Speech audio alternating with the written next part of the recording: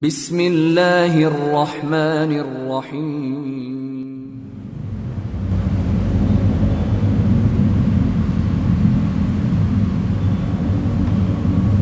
Bismillahirrahmanirrahim. Assalamualaikum warahmatullahi wabarakatuh. Alhamdulillahilladzi khalaqa fasawwa wa a'ta kulla syai'in khalqahu thumma hada. Wassalatu wassalamu ala nabiyyina Muhammadin istafa wa ala alihi wa ashabihi ahli sidqi wal wafa wal aqibatu littaqwa, amma ba'd.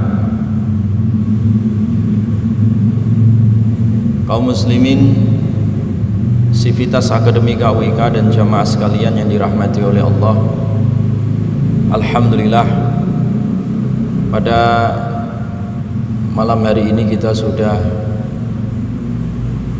menyelesaikan separuh dari proses puasa di bulan Ramadan dan Qiyamul Lail, dan mudah-mudahan Allah Subhanahu wa taala menerima semua amal ibadah kita, dan sisa dari Ramadan ini semakin membuat kita bersemangat dan mengencangkan ikat pinggang untuk tetap antusias menggapai rahmat Allah, ampunan Allah di bulan Ramadan ini. Dan mudah-mudahan kita bisa menyempurnakan bulan Ramadan ini dengan penuh keberkahan dan ampunan dari Allah Subhanahu wa taala. Jamaah sekalian yang dirahmati oleh Allah, sepekan ini Indonesia diramaikan dengan berita duka yang menyelimuti negeri kita yang tercinta, disebabkan tenggelamnya kapal selam Nanggala 402 yang dinyatakan hilang, dan juga awak kapalnya berjumlah 53 orang dinyatakan gugur. Sebagaimana kita ketahui, sebelum dinyatakan hilang ya, dan sebelum dinyatakan tenggelam, berbagai cara dan upaya telah dilakukan, bahkan mengundang bantuan-bantuan dari seluruh dunia untuk mengetahui di mana posisi dan letak serta kondisi kapal selam tersebut ya. Dan kesimpulan terakhirnya, ternyata kapal itu sudah tidak bisa diselamatkan, pecah menjadi 3 bagian dan seluruh penumpangnya meninggal dunia. Banyak analisa dari ilmu militer sampai ilmu perdukunan, semua melakukan analisa, sampai ilmu perkapalan pun ya, semua pakar-pakar diundang. Saya tidak akan membahas itu, tapi saya lebih memilih ingin melihat perspektif lain yang itu tidak diberitakan di media dan tidak pernah disinggung oleh pakar satupun. Saya ingin melihatnya dari perspektif Al-Quran, surat Luqman ayat 31, tentang masalah perkapalan ini, termasuk kapal selam. Itu sudah ada dan disebut di dalam Al-Quran. Alam tara annal fulka tajri fil bahri bi ni'matillah liyuriyahu min ayatih inna fi dzalika la ayatin likulli sabbarin syakur wa idza ghasyahum mawjun kadzulali da'aw Allah mukhlishina lahuddin falamma najjahum ilal barri faminhum muqtasid wa ma yajhadu bi ayatina illa kullu khattarin kafur. Ayat ini sangat jelas jamaah sekalian, bicara tentang masalah kapal. Sebelum Jerman membuat kapal selam, sebelum Amerika punya kapal tanker terbesar di dunia, sebelum Cina juga punya kapal yang ketika nyelam atau berada di tengah lautan selama 60 tahun nggak kehabisan bahan bakar, Al-Quran sudah menyebutnya, sudah bicara tentang kapal ya. Tetapi bukan dilihat dari sisi kapalnya ya.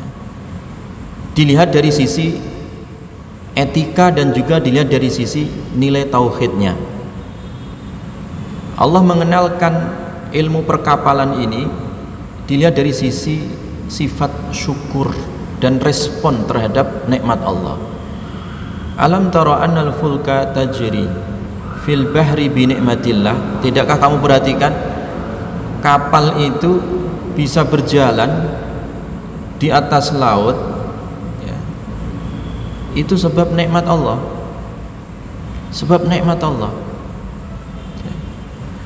Jadi tajri fil bahri bi nikmatillah.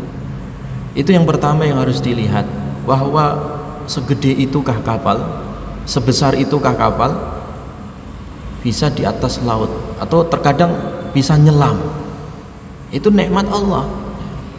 Walaupun dengan teknologi yang canggih ya, manusia sadar atau tidak sadar, ilmu dia bisa membuat kapal secanggih itu juga ilham dari Allah ya.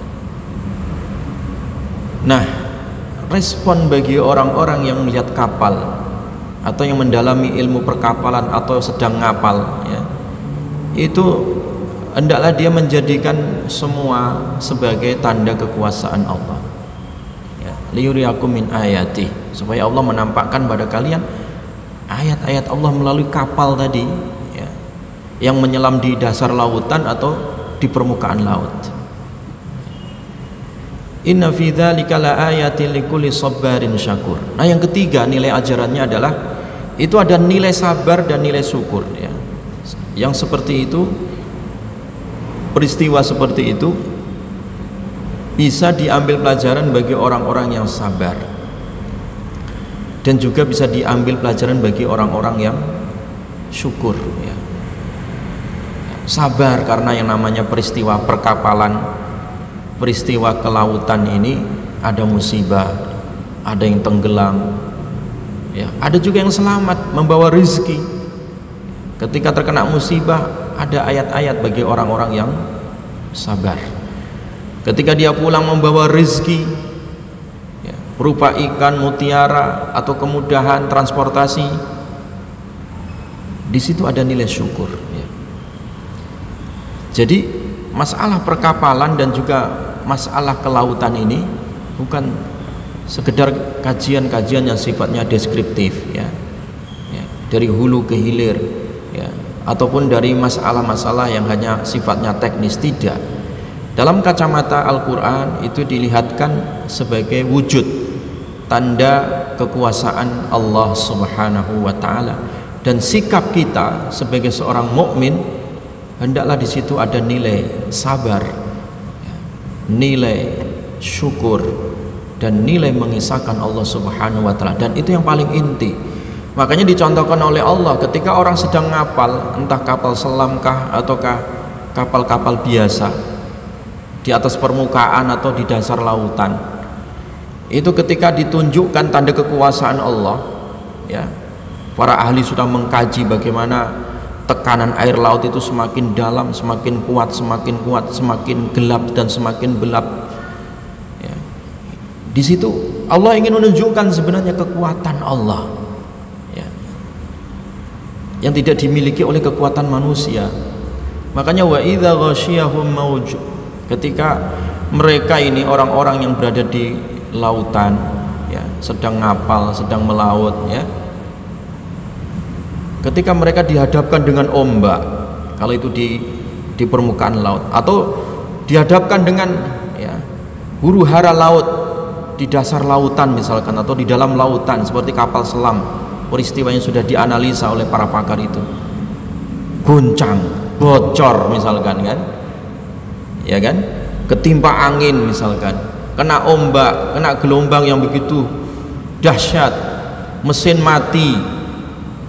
Dalam kondisi yang genting seperti itu, wa idza ghasyiyahum maujun kadzulal, manusia itu muncul ya, muncul fitrahnya penyadaran dirinya muncul kembali.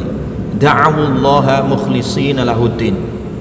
Mereka pasti di saat-saat seperti itu. Bayangkan ketika kapal Nanggala 402 ini yang usianya sudah sangat tua sekali, ya, seusia manusia, ya, udah 40 tahun, ya. Ketika dia menyelam yang kekuatannya hanya sampai 300 atau 200-an meter, kemudian jatuh sampai 850 meter, otomatis di situ sudah terjadi kegaduhan yang sangat luar biasa.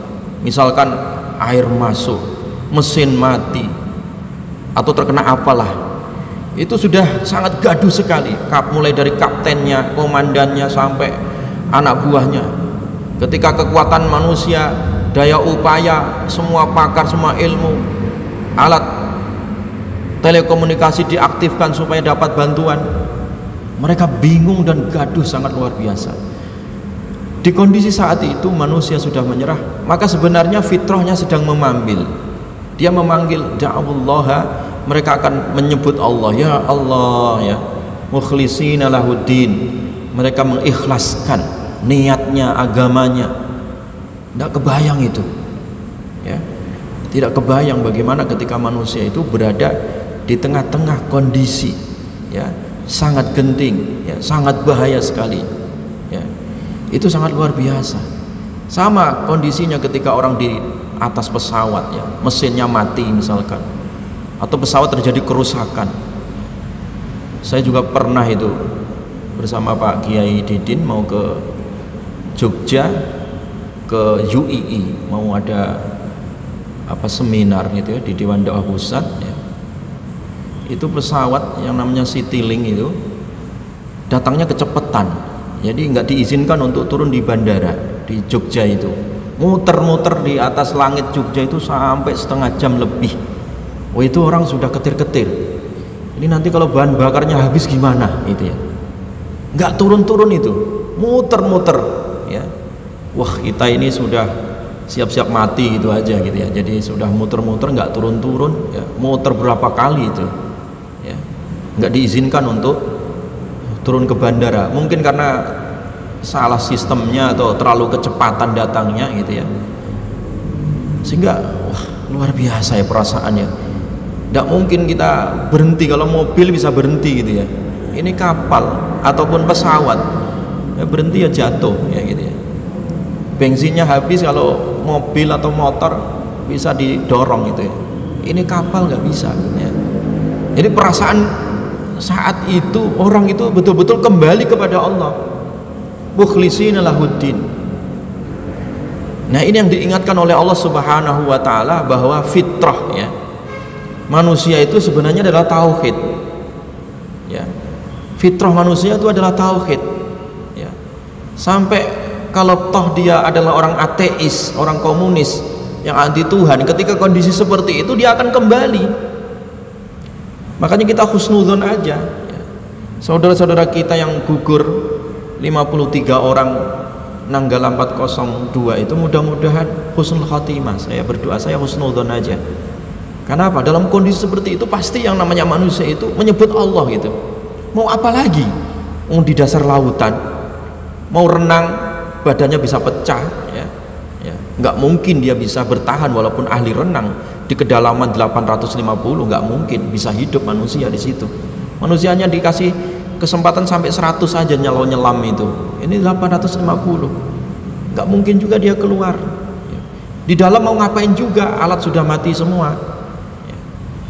Nah, satu-satunya cara Allah tunjukkan, mereka akan menyebut Allah mukhlishina lahuddin, ya, ikhlas, ya, betul-betul ikhlas menyebut Allah, meminta pertolongan kepada Allah. Sampai sejahiliyahnya manusia dia akan nyebut Allah gitu. Makanya kenapa Nabi mengingatkan kalau orang mati tenggelam itu matinya syahid akhirat. Iya, karena di situ salah satunya. Ya, mau ngapain lagi dia? Ya. Dia udah nggak mikir apapun, yang dipikir keselamatan, dan tidak ada kekuatan manapun yang bisa menyelamatkan kecuali Allah gitu, ya. Nah, inilah perspektif tauhid yang ingin saya garis bawahi di sini. Ya. Ini yang harus disampaikan, ya. Betapa ketika manusia itu lemah dan di atas kelemahannya dia akan kembali kepada Allah Subhanahu wa taala, mereka pasti akan mukhlisina lahuddin. Falamma najjahum ilal barri faminhum muqtasid. Ternyata ketika mereka terombang-ambing, terlantar di lautan, kemudian diselamatkan oleh Allah, kapalnya pecah, alhamdulillah dia dapat gantungan kayu misalkan, atau dapat sangkutan ban ya, sehingga dia bisa terdampar dan juga kembali ya, ke pinggir lautan selamat. Ketika selamat, kata Allah, ada mereka itu yang muqtasid, tetap dalam kondisi stabil sebagaimana tauhidnya dulu ketika dia berada di tengah lautan, masih beriman dia ya, ya. Falamma najjahum ilal barri faminhum muqtasid. Tapi banyak juga ya, yang diselamatkan oleh Allah terkatung-katung. Ada yang kasus sebelumnya itu orang kapalnya pecah ya, dia terkatung-katung sampai berhari-hari ya, dia hanya sandaran dengan kayunya supaya dia selamat, sampai ada yang menolong kapal lain lewat, akhirnya diselamatkan. Dalam kondisi lunglai dia selamat. Ada yang masih beriman dan bertambah keimanannya karena melihat kebesaran Allah Subhanahu wa taala tentang masalah lautan yang begitu luas tadi. Ada yang justru kufur, lupa dia. Wa may yajhadu bi ayatina illa kullu khattarin kafur. Dan tidaklah ingkar terhadap ayat Allah yang begitu besar yang ada di lautan tadi kecuali orang yang berkhianat, kecuali orang-orang yang berkhianat, dan kecuali orang-orang yang banyak kufurnya. Inilah perspektif Al-Quran tentang masalah bagaimana ilmu kelautan ya, masalah orang ngapal di laut ya, ya baik di atasnya maupun nyelam di dasarnya. Itu semua ya, ketika dilihat dari perspektif Al-Quran itu, nilai yang ingin dibangun adalah nilai tauhid. Nilai tauhid ini nanti menumbuhkan sifat sabar, sifat syukur, dan sikap takarub kepada Allah Subhanahu wa taala. Jadi kita berdoa mudah-mudahan ya, para prajurit yang wafat ya, mudah-mudahan husnul khatimah ya, yang ketika mereka kembali kepada Allah Subhanahu wa taala. Wallahu a'lam bissawab. Subhanakallahumma bihamdika asyhadu an la ilaha illa anta astaghfiruka wa atubu ilaik. Assalamualaikum warahmatullahi wabarakatuh.